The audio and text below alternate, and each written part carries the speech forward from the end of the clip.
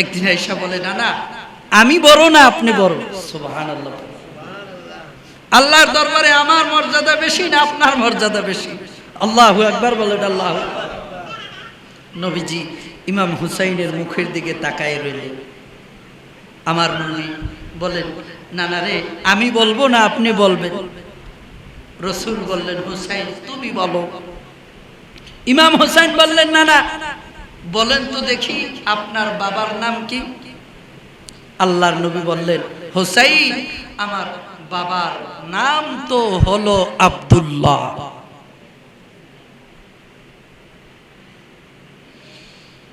ইমাম হুসাইন বললেন, ইয়া রাসূলুল্লাহ ইয়া হাবিবাল্লাহ, নানা গো আমার বাবার কথা শুনবানি। তোমার বাবারে কয়জনে চিনে, আব্দুল্লাহরে কয়জনে মোহাব্বত করে? আমার বাবার নাম শেরে খোদা আলী। নানা গো আমার বাবার মতো একটা বাবা আসেনি তোমার? নবীজি বললেন, সত্যিই তো। হোসেন বললেন, না না বলো তো দেখি তোমার মায়ের নাম কি? বলেন, আমার মায়ের নাম আমিনা। ইমাম হুসাইন রাদিয়াল্লাহু তাআলা আনহু বলেন, ইয়া রাসূলুল্লাহ ইয়া হাবিবাল্লাহ,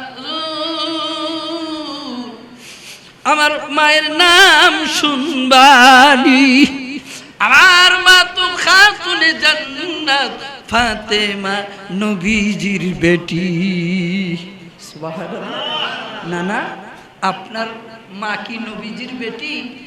আমার মা তো নবীজির কন্যা, খাতুনে জান্নাত ফাতেমাতুজ জাহরা, কোটি কোটি রমণীদের সরদারিনী আমার মা। জোরে বলুন সুবহানাল্লাহ। না না আর একটা প্রশ্ন করব, জবাব দিবানি। ইমাম হুসাইন বললেন, না না বলো তো দেখি তোমার নানার নাম কি? আল্লাহ নবী বলেন, আমার নানার নাম হলো আব্দুল ওয়াহাব। ইমাম হুসাইন বললেন, নানা তোমার নানারে কয়জনে চিনে? আমার নানার নাম জানবারি। আমার নানা রহমাতাল লিল আলামিন, হুজুর যার জন্য কুল কায়নাত আমার আল্লাহ বানাইলো তিনি হলো আমার নানা রহমাতাল লিল আলামিন। আমার নবীজি হোসেন রে ডাকে, পাগলা রে আয় আমার সামনে আয়। আমার নবীজি ইমাম হুসাইন রে বুকে লইয়া কান্দে, বুঝেছি আমার চাইতে তুমি হুসাইনের দাম বেশি। আল্লাহু আকবার বলেন। আল্লাহ। এইভাবে এক এক সময় নবীজির দরবারে এক এক রকমের নবীজিকে প্রশ্ন করে বসতে। যাই হোক ভাইয়েরা আমার, কি বলছিলাম? ইমাম হুসাইন সাথীদেরকে সেই ছোটবেলার ঘটনা শুনাইতেছে। নানারে বললাম, নানা আপনি কেন কান্দেন, চোখে কেন পানি? আল্লাহর নবী বললেন, হুসাইন রে এই জন্য আমি কান্দি, আমি যা দেখি তুমি তাহা দেখো না, আমি যা বুঝি তুমি তাহা বোঝো না। হুসাইন এই লাল পোশাকটা হলো তুমি হুসাইনের, আর সবুজ পোশাকটা আমার নাতি হাসানের। সুবহানাল্লাহ। না না এজন্য কাঁদতে হবে নি, লাল পোশাক আমার পছন্দ। হাসান কয়, না না সবুজ পোশাক আমার পছন্দ। স্বর্ণ চাঁদি রূপা চাই না, চরণ ধুলি এই কামনা। কথা কন ঠিক কিনা? স্বর্ণ চাঁদি রূপা চাই না, চরণ ধুলি এই কামনা। ভাঙা তকদির জোড়া লাগাই দে, ও মুর্শিদ মোরে হাসান আয় রে কলিজার ধর, হাসান আমার সামনে আয়। এইভাবে নবীজি হাসানকে ডাক দিলেন। হাসানের ঠোঁটে চুমু খায়, মুখে চুমু খায়। ইমাম হোসেন বললেন, না না, খবর তো খারাপ, আমারে হলকুমের মধ্যে চুমা দিলা, আমার ভাই হুসাইনের ঠোঁটের মধ্যে চুমা দিলা। না না, জানাইয়া দাও, আমার জানতে বড় ইচ্ছা হয়। তুমি এমনি এমনি এভাবে করো না, দুইজনকে দুই রকমের দুইভাবে ভালোবাসো। আল্লাহর নবী বলেন, হুসাইন লাল পোশাক যে দেখতে পাইলা, হুসাইন এটা তো ওই কারবালার লাল নিশান দেখা যায়। আল্লাহু আকবার। হুসাইন তোমার পোশাক সবুজ দেখা যায়, হাসানের পোশাকটা সবুজ সবুজ দেখা যায়। এই সবুজ পোশাকের কারণ কি? আল্লাহর নবী বলবেন, ইসলামের মধ্যে যে জালিমগুলি পয়দা হবে, আমার আওলাদদেরকে এক একভাবে ধ্বংস করবে। ইমাম হাসান রে বিষ পান করাইয়া তারে দুনিয়া থেকে শহীদ করে দিবে। ইমাম হাসানের শরীর মোবারক নীল বর্ণ হয়ে যাবে। হুসাইন তোমার কথা আমি নবী বলতে পারি না। হুসাইন কারবালার জমিনে তোমার শরীর মোবারক রক্তে লাল লাল হয়ে যাবে। ইমাম হুসাইন বলেন, সাথীরা আমার নানা এই কারবালার জমিনের কথা কি বলে দিয়েছেন। আর সাথী ভাই ভালো করে তাবু গাড়ো, এই জায়গা থেকে অন্য জায়গায় আর যাওয়ার কোনো ব্যবস্থা নাই। জোরে বলুন সুবহানাল্লাহ। সালাতুন ইয়া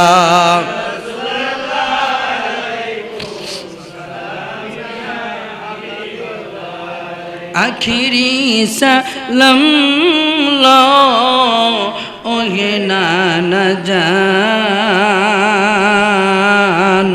তোমারি হো সেইন যায় কারবাল, তোমারি হো সেইন যায় কারবাল। সালাতুন ইয়া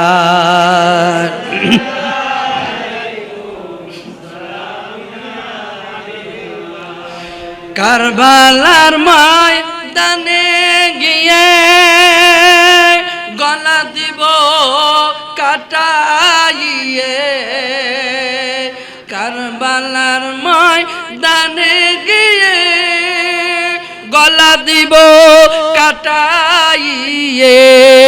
আর না হইবে দেখা ওই নানা যা, তোমারি হো সেইন যায় কারবালার ময়দান। সরব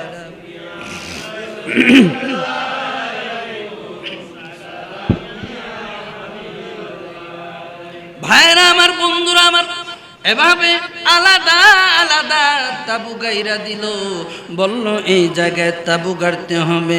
বাজান হযরত ইমাম হুসাইন রাদিয়াল্লাহু তাআলা আনহু এভাবে যে সফর করতে হবে, পথিমধ্যে যে তাদের থামতে হবে, তারা এই জন্য কোনো খাবার দাবার নেয় নাই। তারা কুফায় যাইতে যতটুকু খাবার পানির প্রয়োজন, অতটুকু খাবার পানি লইয়া তারা মদিনা থেকে রওনা দিছে। যুবক ভাই, ইমাম হুসাইন রাদিয়াল্লাহু তাআলা আনহু ওই কারবালার ময়দানে তিনটা দিন পর্যন্ত তিনি অবস্থান করলেন। বন্ধুরা আমার, ভাইরা আমার, রাত আস্তে আস্তে গভীর হইতেছে।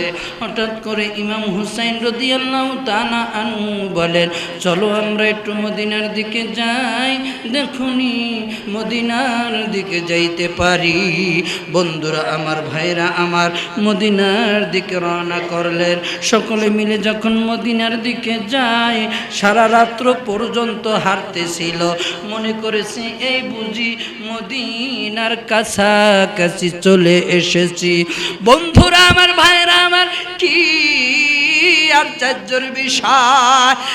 মুরব্বী বাবারা, যুবক ভাইরা, সারা রাত হাঁটার পরে সকালবেলা দেখে যেখান থেকে রওনা করেছে ওই জায়গায় দেখা যায়। সুবহানাল্লাহ। সাথীরা রে, এই জায়গা থেকে আর অন্য কোনো জায়গায় নড়া যাবে না, এখানেই আমাদের থাকতে হবে। বাবারা, ভাইয়েরা, এর মধ্যে খবর চলে আসলো, কুফা নগরী থেকে এজিদের সৈন্যরা চলে আসলো।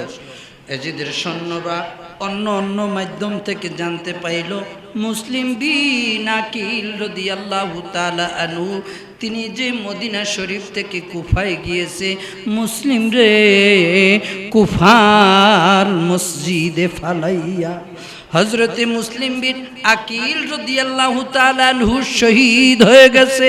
ইমাম হুসাইন মুসলিমের কথা শুই না পেরেশানি হয়, মউত কোন কুফায় বা পাঠাইলাম, আমার চাচাতো ভাই এইভাবে কুফার জমিনে শহীদ হয়ে গেছে। ইমাম হুসাইন রাদিয়াল্লাহু তাআলা আনহু তিনি বড় মনে পেরেশানি হয়ে গেছে।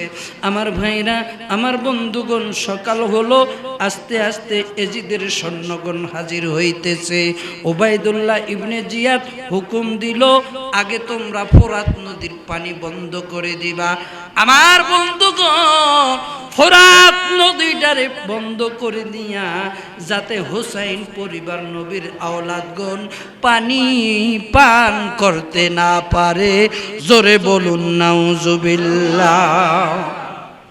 বন্ধুগণ আমার, যার জন্য আমার আল্লাহ কুল কায়নাত বানাইছে, আল্লাহ বলেন, আল্লাযী ক্বালাল্লাহু তাআলা লাউলা কালামা খালাকতুল আফলাক। আমার আল্লাহ সমস্ত দুনিয়া নবীর কারণে বানাইছে। আসমান আমার আল্লাহ নবীর জন্য বানাইছে, জমিন আমার আল্লাহ নবীর জন্য বানাইছে। পুরা দুনিয়ার জমিনে যত নাজ নেয়ামত আমার আল্লাহ সব কিছু নবীর জন্য বানাইছে। এজন্য আলা হযরত বলেন, লাউ রাব্বিল আরশে জিসকো जो मिला उनसे मिला।